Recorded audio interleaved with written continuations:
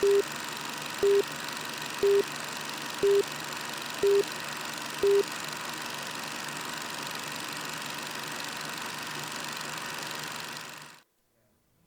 everybody, and welcome. I'm Mike Fitzsimmons, and on this edition of Let's Talk, we're talking politics, especially with a gubernatorial candidate in the state of Washington by the name of Joshua Wolf from the New Liberty Party. Joshua, welcome. Be here. Let me ask you first up, what is the New Liberty Party? The New Liberty Party is a party of I created. The idea based off of old abolitionist party that worked to abolish slavery. The reason I chose because the biggest things that I wanted to address was sex trafficking, slavery. So the New Liberty Party of my way to ran myself separate from Republicans and Democrats because I believe the infighting between the two is very damaging to our state and our democracy as a whole, and to kind of bring back that old push to abolish something that really ought not be happening in our country. All right, a little bit about you then. Give us a little background. I see you grew up in Puget Sound on San Juan Island. I grew up in the summertime, at least, on Whidbey Island, not far from there. So I know the environment you come from. Tell us a little bit about you. Yeah, I come from the San Juan Islands. I've lived on a couple islands. The first island I lived on was Stewart Island. I don't know if you're aware of it. It's one of the smaller islands. The Right. population was about 20 or 30 at its height on the entire island. There's no stores, nothing like that. So I grew up very, very rural. Um, I then moved to Friday Harbor, which is a little bit bigger. That's where I lived most of my life and where I live now. Um, it's a small rural community. Um, we have a lot of things based off fishing is big in the islands. My life growing up was very different. Lots of things like riding horses outside, that sort of thing. I have 8 siblings, so I come from a very large family living out. Um, a lot of living off the land. And we raise animals. That was always a big part of my life growing up. That sort of thing is very big. I don't know if you have anything more specific you want to know about my childhood. No, not necessarily. So you came over to the inland Northwest, obviously, and have been living here. And so let's talk a little bit about why you're running for governor. This is your first effort at running for political office, I believe. Is that correct? That is correct. All right. Why governor?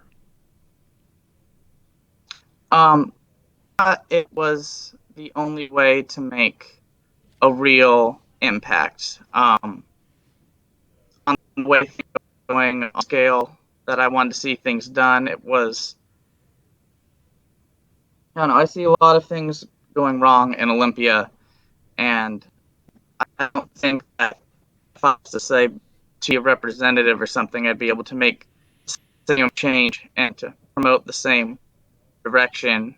Um, the position of governor is one that I think I'm better suited to, just in the way that I like to operate.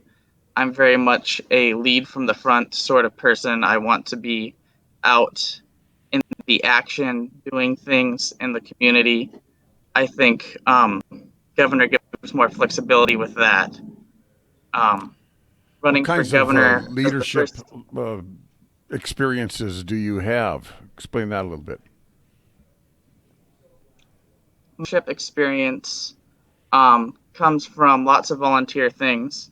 I mean, also just coming being the oldest boy in a family of 8, 10, everything, always being the leader. I have helped lead local youth groups. I have a tendency to take a leadership position where I work.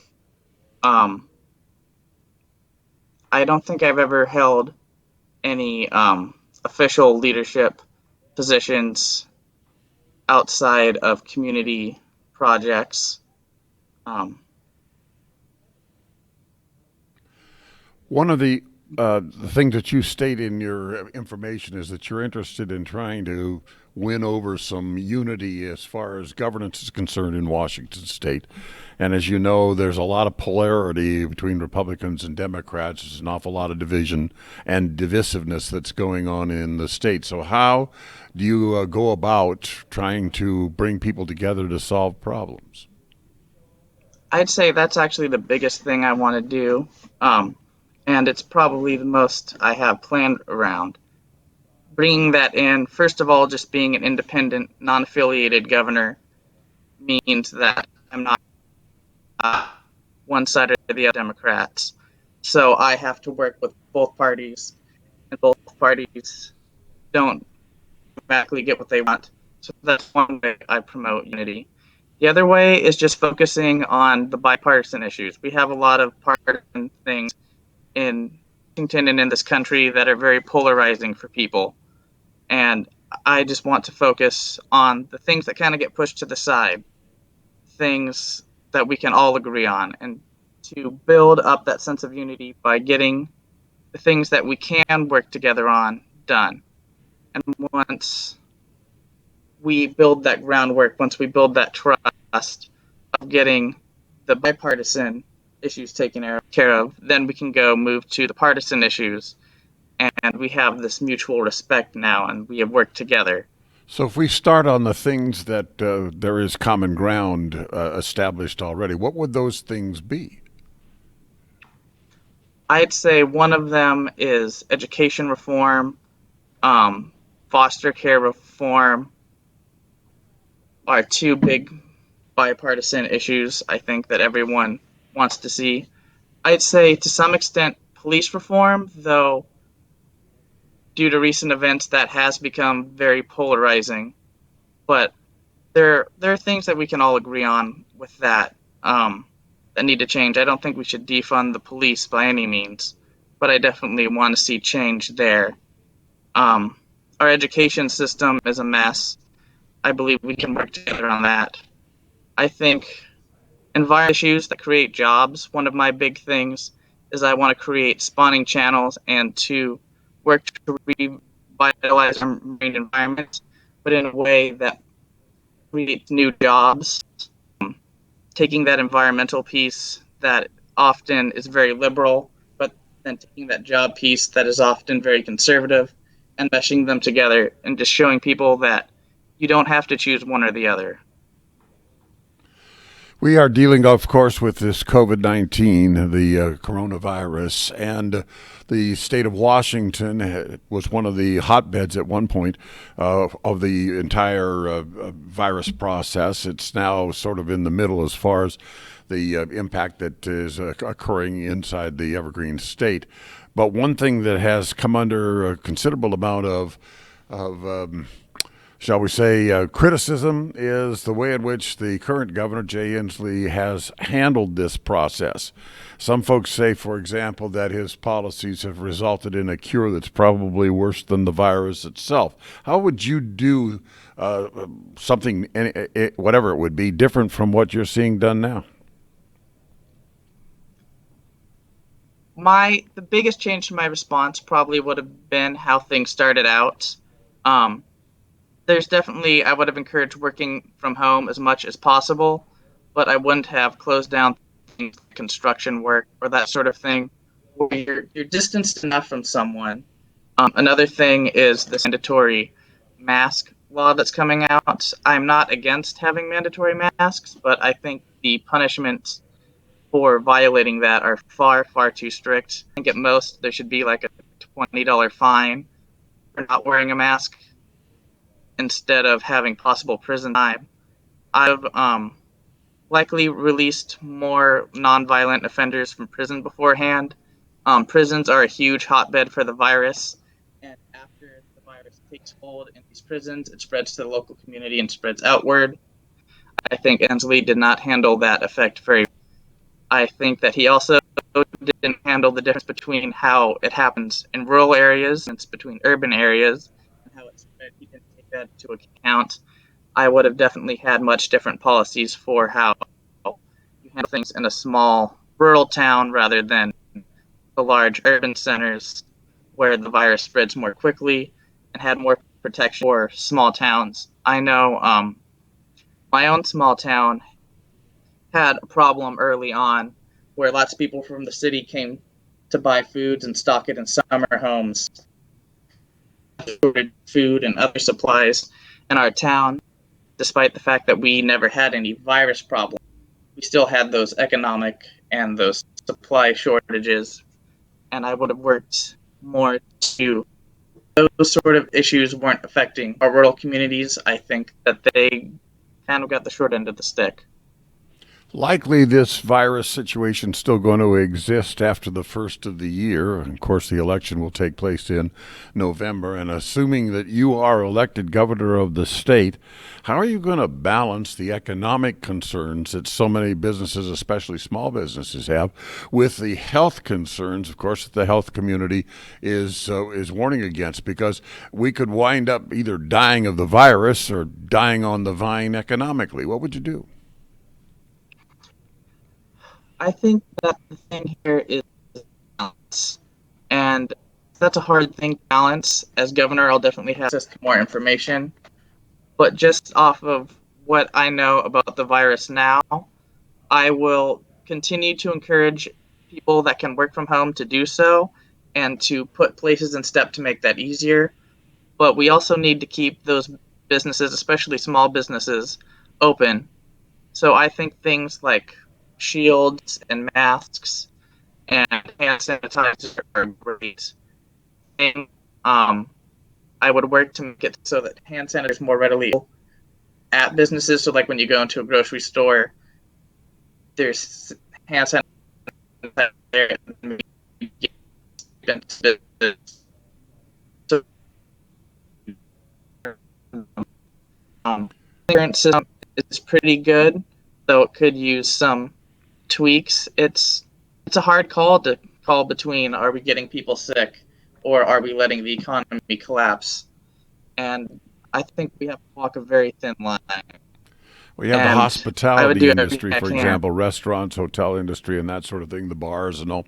And unfortunately, if this goes on very much longer, a great many of them are never going to be able to return. They're dying on the vine, as it were, as we speak, and the uncertainty is killing them.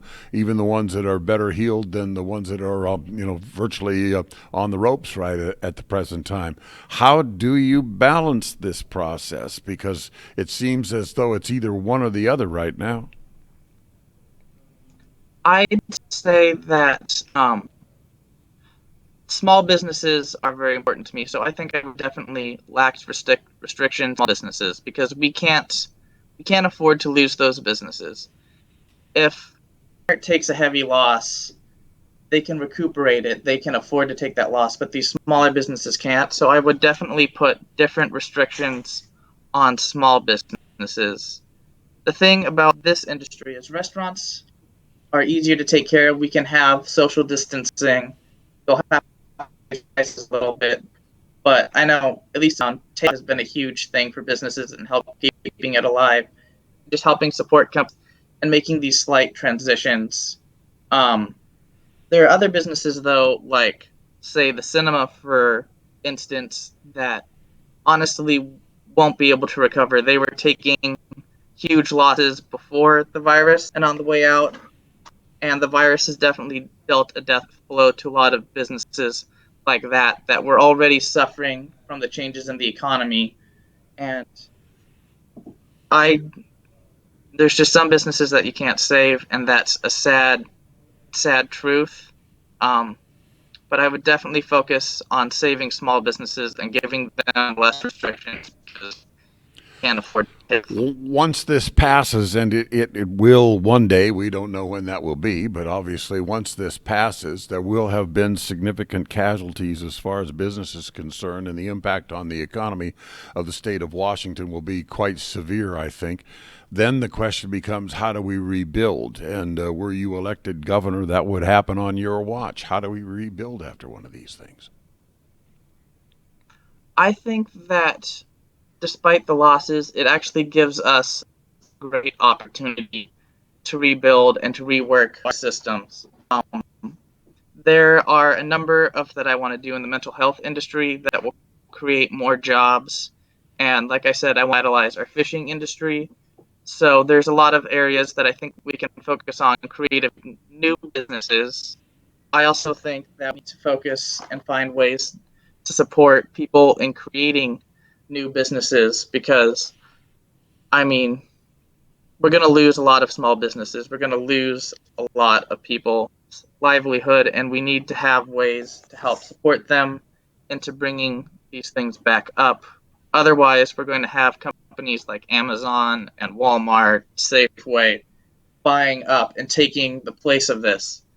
So they those big companies will definitely move in on other people's turf, and that will create jobs. But I think as governor and as people of Washington, it's our duty to make sure that we fill with small businesses. The governor doesn't have the largest amount of pull when it comes to that, but I would definitely, in allocating budget, do my best to support the creation of these new businesses and to help rebuild the economy in that way.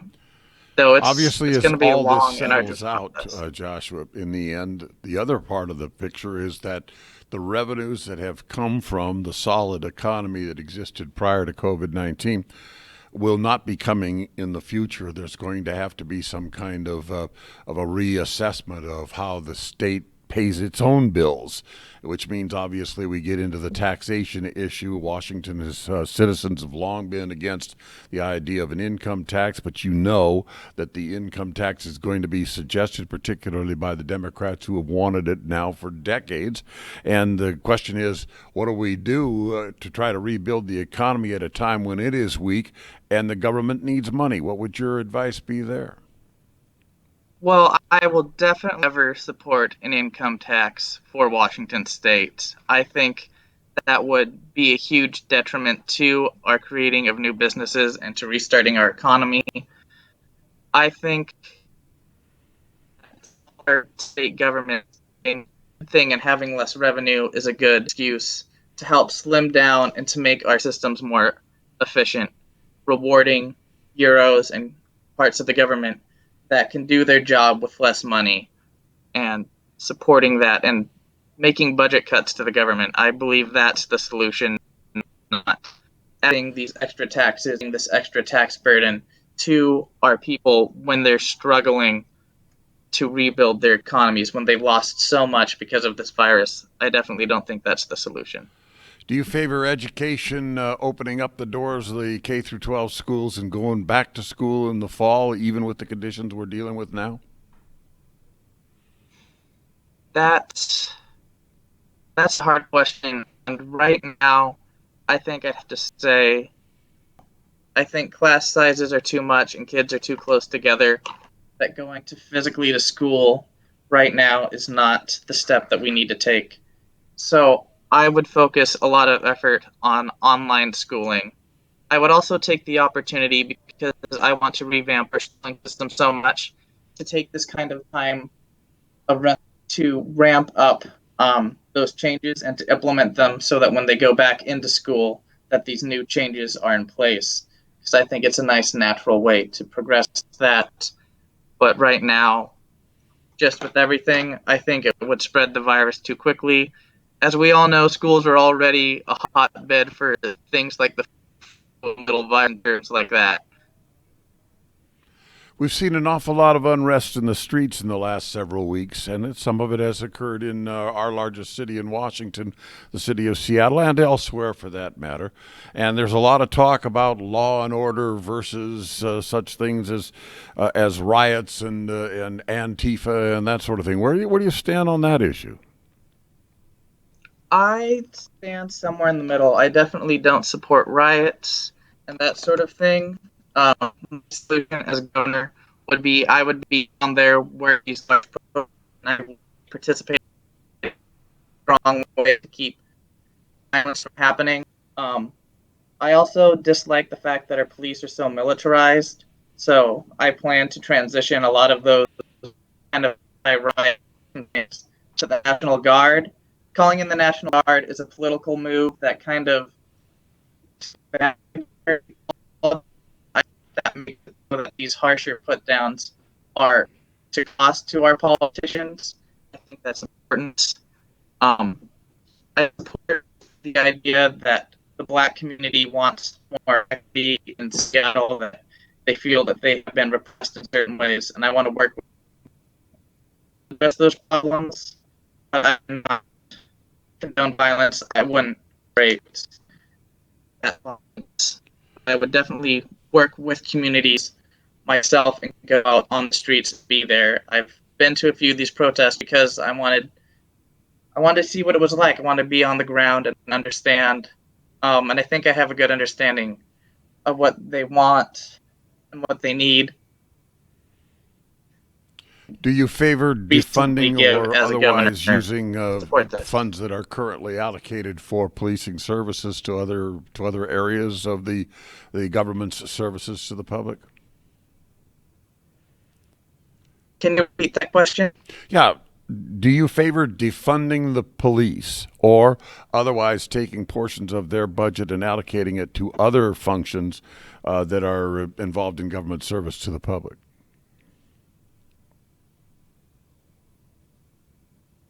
I favor reallocating some resources and just spreading out the responsibilities. We put a lot of pressure on our police. We give them a lot of responsibility. I think some of that responsibility needs to be taken off our police officers for their own good. Most of our police officers get called to deal with things like mental health issues. Somebody's having a mental breakdown, and our police aren't trained for that. So, something we started already in the state is sending in what are called certified peer counselors, people with experience with mental health issues themselves, homelessness themselves, and to build a kind of bureau that go with police. So police are there for safety, but they don't have to have the kind of expertise to deal with these things. Create smaller branches so the police can do their job. They can be the people helping traffic control. They can go after criminals. So they're not being pulled in so many directions. I also will focus definitely on taking care of bad actors. I know that bad actors have caused problems for my own community. There's these things called gypsy cops, which are cops that have complaints against them, commit some sort of crime, and are just moved to another station. And I want to make sure that that does not happen. I want police to be seen as the heroes that they are. They are public servants. They are great. And having these bad actors mixed in here just gives them so bad reputation. It hurts them whole. And I don't want that. I want our police to be equipped well. I want them to do their job, not to have to do all these other jobs. And I want them to get the recognition as the good, hardworking people that they are. If you were elected governor, you would, of course, get involved in the whole issue of monuments and renaming public schools and things of that nature that are also part of the mix these days. What's your stand on that sort of thing? How do you, if you make a change, make that change? How do you involve the public, or do you favor the fact that those folks who object to the name of a particular school or a monument or whatever it happens to be is sufficient enough for them to just take it down if they object? I think that's up to each local community. If you have a statue in a community that somebody outside the community like, but it's an important thing to your community, then keep it. I'm not gonna take that away from you. That's your right. That's your community's monument. I think that's a very localized thing. We don't really have that issue as much. We don't have a bunch of Confederate statues in Washington State. But I don't think, as the governor, it's my right to come somewhere and be like, you need to change the name of your school. If that's something you, as a community, as a want to do, that's totally your right. If you want to keep it that way, then that's fine as well. as a community, I think you need to go and make a vote on. I think that needs to be a local decision. We just have a few minutes left, so I'm going to ask you some quick questions to get some quick answers, shall we? All right. Give me an answer to this simple question. Why should you be governor of the state of Washington as opposed to all the others, and there's like 39 of them who want to be? I think because I can help bring unity. I can be that middleman between Republicans and Democrats. A lot of my policies are very Republican-esque and very Democrat-esque. I'm very much in the middle, and I think that's what we need. I think that if we let partisanship bog us down, that things will get worse, and that's not what we need right now. Next question. What's the number one thing you'll do, first thing you'll do if you're elected on day one? What happens? Day one, I will I'll assess everything. I'll go through the books. I will see where we're at. I will get an open picture. I want to know what's going on. I want to go through all the books, see how much we're spending on everything. That's my day one, to just assess everything that's on so that I can localize in on what the biggest issue is. Do you make any promises? If you were elected, I will do the following. Are there any promises you're making that you expect to be held to if you're elected? I expect to be held to everything I say. I can't promise that I'll get the things done that I say I'll get done, but I do promise that I will spend every waking moment I can trying to get them done. That those are my goals. That's what I'm going to do. I'm going to stick to what I say, and I'm going to pursue it with everything I have. I can't promise results because I can't control the government. I can't promise that I will be putting my full into whatever I'll do. My How do word is people something very participate in important. your campaign? How do they contribute? What's the process? Can you give us some information about if someone's interested in supporting Joshua Wolf, how they do that? If they want to support me, then what they really need to do is just talk to their friends, talk to the people around them. I am not taking in any donations. I want to prove that as a politician that we can make a campaign without taking in all this outside money. So just make a sign. If you're the only politician with a unique sign in every door, that's it. Tell people about it. Share your experiences. If you have something that you think is important to you and needs to change in government, send me an email so that I know, so that I can address the problem too. I know one of the big things is that I don't know as much about Eastern Washington, so I don't know what the big pressing issues are because I live in Western Washington. What is there a website that someone can get a hold of you on? Yes, wolfforgovernor at newliberty.org is my campaign website, and you can get a hold of me at my email at wolfforgovernor@gmail.com. All right. Joshua, it's been a pleasure chatting with you, and best of luck. You're a long shot, obviously, as you know, but that nevertheless doesn't or shouldn't interrupt your desire to try to do what you're attempting to accomplish. So we wish you the best in the world. All right. Thank Have you a very much wonderful for day. joining us. That's this edition of Let's Talk. I'm Mike Fitzsimmons. Thanks for watching.